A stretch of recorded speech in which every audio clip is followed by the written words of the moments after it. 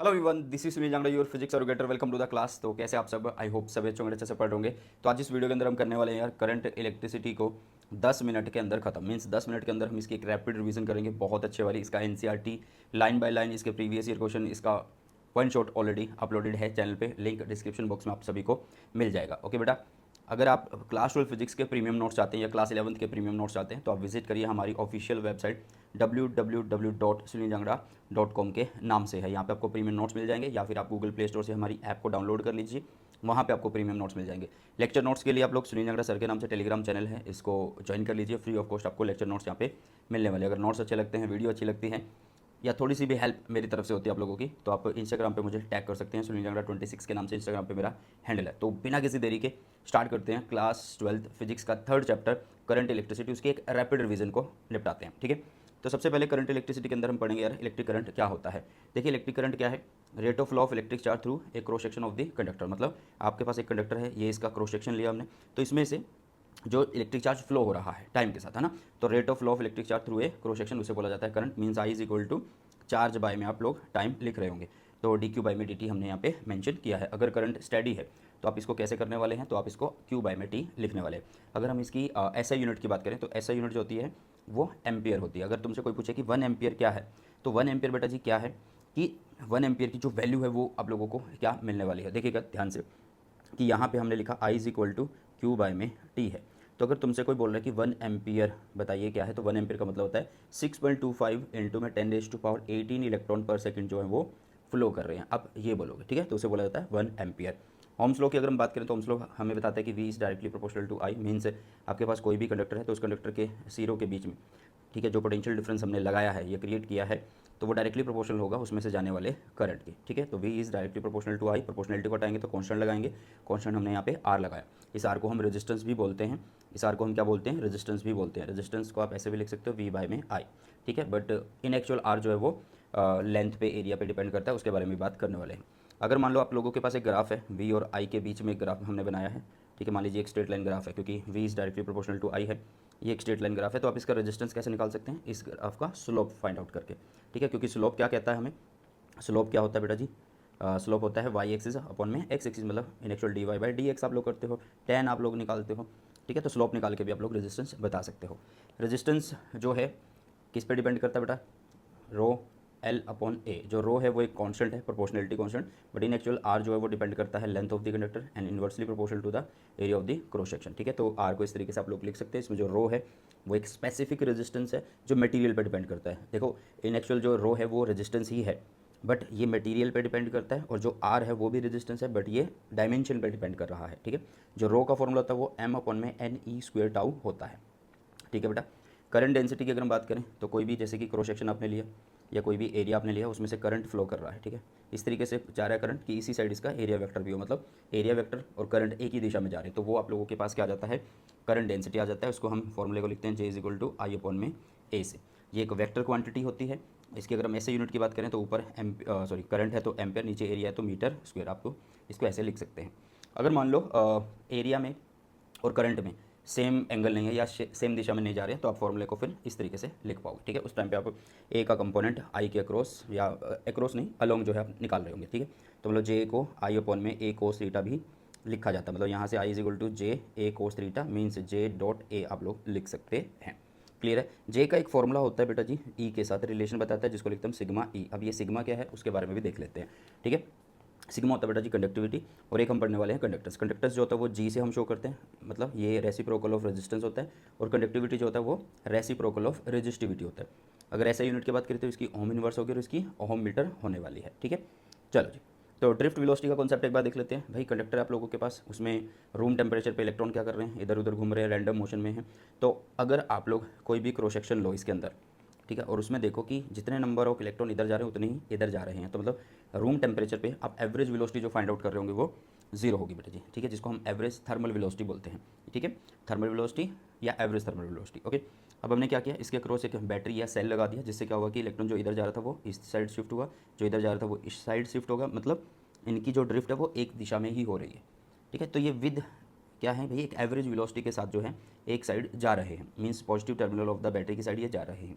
तो इस वेलोसिटी को बोला जाता है ड्रिफ्ट वेलोसिटी। और ड्रिफ्ट वेलोसिटी का जो फॉर्मूला होता है बेटा जी वो minus e capital E tau by में एम होता है। यहाँ पे ये जो ई है और वी डी है उसके बीच में माइनस क्यों आया है, क्योंकि ड्रिफ्ट वेलोसिटी इधर है और अगर ये पॉजिटिव आपने लगाया तो यहाँ पे पॉजिटिव, यहाँ पे नेगेटिव, तो इस साइड क्या हो रहा है बेटा जी, पॉजिटिव टू नेगेटिव एक इलेक्ट्रिक फील्ड क्रिएट हो रहा है। तो सिंपल सी बात है, वी डी और ई में रिवर्स है, मतलब अपोजिट रिलेशन है, ठीक है। इन्वर्स का रिलेशन आप बोल सकते हैं, इन्वर्स मत बोलिए, अपोजिट रिलेशन आप बोलिए, ठीक है। अगर हम करंट और ड्रिफ्ट वेलोसिटी के रिलेशन की बात करें तो I is equal to A N E V D लिखा जाता है। मोबिलिटी क्या होता है कि कंडक्टर के अंदर इलेक्ट्रॉन ने कितना जल्दी जो है उसको क्रॉस किया है, ठीक है। मोबिलिटी जो होता है वो होता है magnitude of drift velocity upon में इलेक्ट्रिक फील्ड, इसे बोला जाता है मोबिलिटी। अगर रेजिस्टिविटी एंड इट्स टेम्परेचर की बात करें हम, मतलब मेटल जो है उसके पास अलग रेजिस्टिविटी की रेंज होती है, इंसुलेटर जो उसके पास अलग रेजिस्टिविटी की रेंज होती है। जैसे कि मेटल है, मेटल में से करंट जा सकता है, पास हो सकता है, और वो कंडक्टिव नेचर की होती हैं।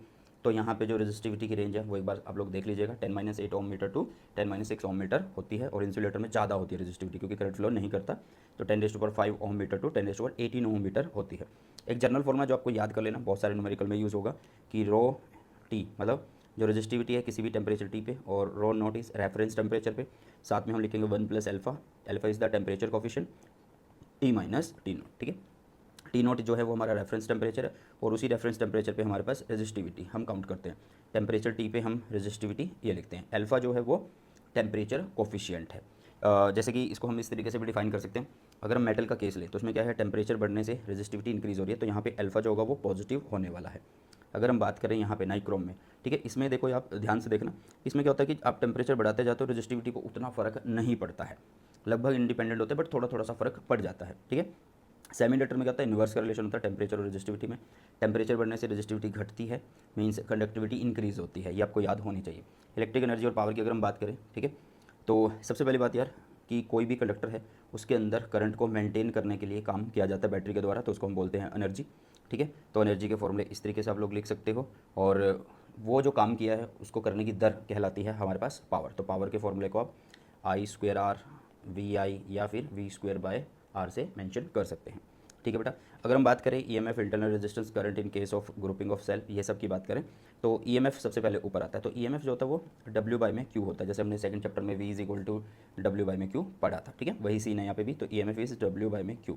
EMF जो है इलेक्ट्रोमैग्नेटिक फोर्स होती है, बट इन एक्चुअली ये फोर्स नहीं होती है, ठीक है। सेल का जो सिंबल होता है बेटा जी वो इस तरीके से होता है, एक ब्रांच इसकी बड़ी होती है, एक छोटी होती है, बड़ी वाली ब्रांच को प्लस बोलते हैं, छोटी वाली ब्रांच को हम नेगेटिव लगाते हैं।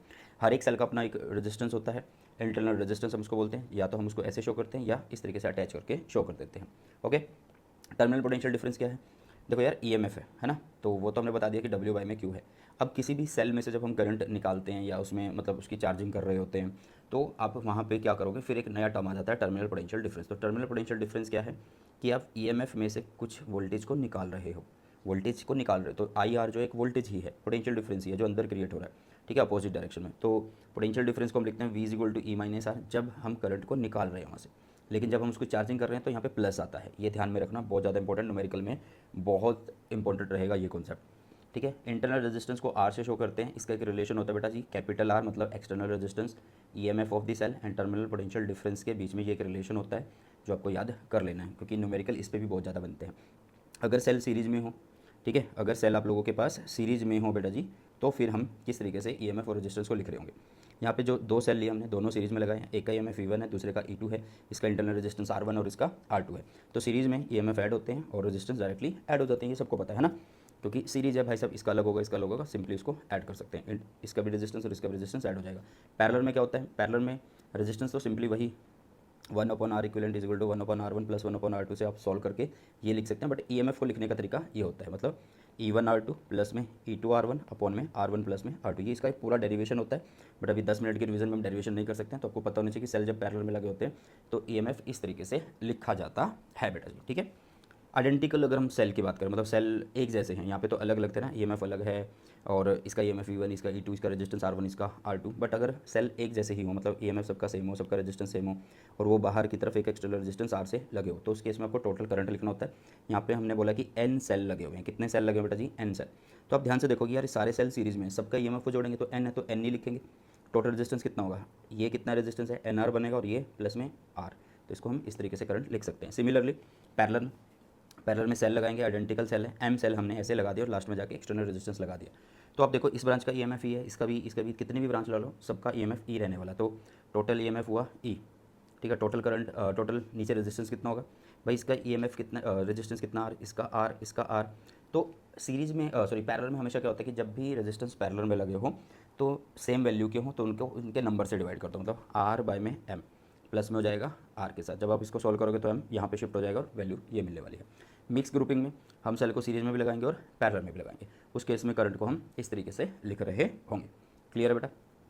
किरचॉफ्स लॉ हमारे पास दो होते हैं बेटा जी, एक होता है लॉ ऑफ कंजर्वेशन, मतलब हमारा किरचॉफ फर्स्ट लॉ, जिसमें करंट लॉ के करंट के बारे में बात करते हैं। मतलब इसमें क्या होता है कि जितने भी करंट आ रहे हैं, sum of incoming current is equal to sum of outgoing current, ये बोला जाता है। जो आपका दूसरा लॉ होता है उसके अंदर क्या होता है कि जब एक से ज़्यादा वोल्टेजेस होती हैं और क्लोज लूप जब बन रहे होते हैं तो उसमें क्या होता है कि जितनी भी वोल्टेज आप कंसीडर करोगे उन सब का सम जीरो के बराबर आप बोल सकते हो, या फिर जो हमारी मेन वोल्टेज है उसका सम इज इक्वल टू होगा जो इंडिविजुअल वोल्टेज हम उस लूप के अंदर काउंट कर रहे हैं उनके सम के बराबर लिख सकते हैं। एक चीज़ आपको सेकंड लॉ में याद रखनी होती है, साइन कन्वेंशन। किसी भी बैटरी या सेल में क्या होता है कि बैटरी का जो पॉजिटिव है उसको हाई बोला जाता है और नेगेटिव को लो बोला जाता है, ठीक है। करंट किसी रजिस्टर में अगर एंटर कर रहा है तो उसको हाई बोलेंगे और जहाँ से लेफ्ट कर रहा है उसको लो बोलेंगे। तो ट्रेसिंग एक पार्ट होता है, लूपिंग एक पार्ट होता है बेटा जी। तो जब आप हाई से लो जाओगे तो आप लो ही कंसिडर करोगे, मतलब नेगेटिव ही कंसिडर करोगे। जब आप लो टू हाई जाओगे तो आप उसको हाई कंसिडर करोगे, मतलब अगर मैं ऐसे ट्रेसिंग करता हूँ तो मैं लो की तरफ जा रहा हूँ तो नेगेटिव वैल्यू उस टाइम पे कंसिडर करूँगा, या अगर मैं ऐसे आ रहा हूँ तो ये लो से मैं हाई जा रहा हूँ तो मैं हाई मतलब पॉजिटिव वैल्यूज़ को कंसिडर करूँगा, ठीक है। तो ये बेसिक चीज़ें हैं किरचॉफ्स लॉ की जो आपको पता होनी चाहिए। फर्स्ट लॉ जो होता है वो law of conservation of charge को फॉलो करता है और दूसरा law of conservation of energy को फॉलो करता है। व्हीटस्टोन ब्रिज की अगर हम बात करें तो ये एक तरीके से आप बोल सकते हैं कि मतलब पाँच पाँच नहीं बोलो आप चार बोलो, चार रेजिस्टेंस का कॉम्बिनेशन होता है, ठीक है। रोम्बस टाइप होता है, ब्रिज की फॉर्म में ये होता है, ठीक है। इसमें क्या होता है, ये पी है, ये क्यू है, ये आर है और ये एस है, ठीक है। और इसमें एक बैलेंस कंडीशन होती है। इसमें होता क्या है, एक्चुअल व्हीटस्टोन ब्रिज काम क्या करता है कि अननोन रेजिस्टेंस का फाइंड आउट करने के काम आता है, मतलब तीन आपको पता होंगे, एक को आपको फाइंड आउट करना होगा। इसके लिए कंडीशन होती है जिसको हम बैलेंस कंडीशन बोलते हैं, पी बाय में Q is equal to R by में एस बेटा जी। कोई एक अननोन होगा और बाकी को आप मतलब पता होगा, नॉन होंगे तो आप क्रॉस मल्टीप्लाई करके निकाल सकते हो। बैलेंस कंडीशन का मतलब है जितना करंट यहाँ से चला यहाँ पे पहुँच गया और जितना करंट यहाँ से चला यहाँ पे पहुँच गया, मतलब बीच वाली ब्रांच में करंट जो है वो जीरो रहने वाला है, बीच वाली ब्रांच में करंट जो है वो जीरो रहने वाला है, ठीक है बेटा। तो ये होता है व्हीटस्टोन ब्रिज। ओके चलो, तो ये थी करंट इलेक्ट्रिसिटी की एक 10 मिनट की रैपिड रिवीजन। आई होप ये वीडियो, ये सेशन आप लोगों को अच्छा लगा। मिलते हैं जल्दी से नई वीडियो में, नए सेशन में। सो बॉय टेक केयर, जय हिंद, वंदे।